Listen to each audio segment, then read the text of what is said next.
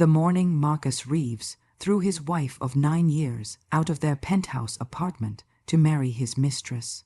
He had no idea that Rebecca Sinclair Reeves was the secret billionaire who owned Apex Global Industries, the very company where he'd just been promoted to senior vice president, the corporation he'd spent 6 years climbing through, the empire he believed he was conquering through his own brilliance.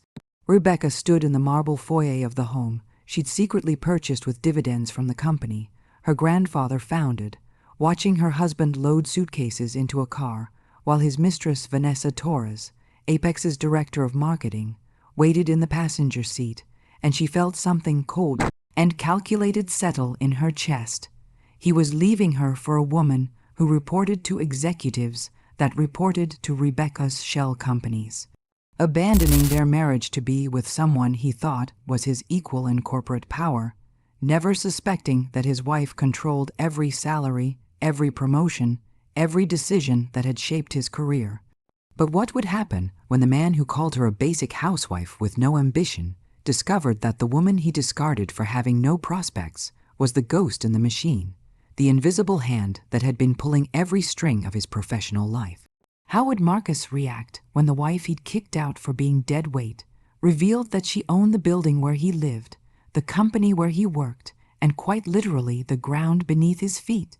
And what would Rebecca do to the husband who'd betrayed her trust now that she finally had permission to stop hiding her power and use every weapon in her arsenal to show him exactly what it meant to discard a billionaire? Rebecca had perfected the art of invisibility over 9 years of marriage.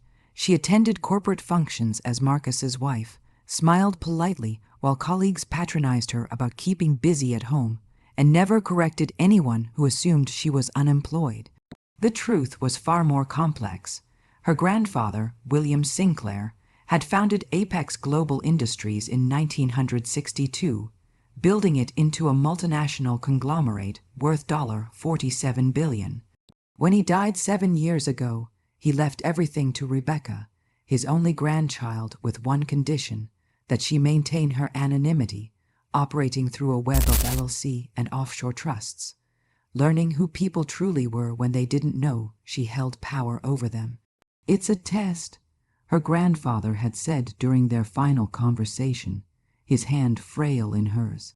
"Power reveals character, Becca, but hidden power reveals truth. Let them think you're ordinary. Watch who treats you with respect anyway, who loves you without agenda. That's how you'll know who deserves to be in your life when you finally step into the light." She'd maintained the facade perfectly, even from Marcus. They'd met at a charity gala when she was 24, fresh from Harvard Business School, secretly managing her inheritance while pretending to be a graduate student with family money. Marcus had been 28, ambitious and charming, a middle manager at a competing firm with dreams of executive leadership. He'd been attentive, romantic, seemingly unconcerned with her lack of career.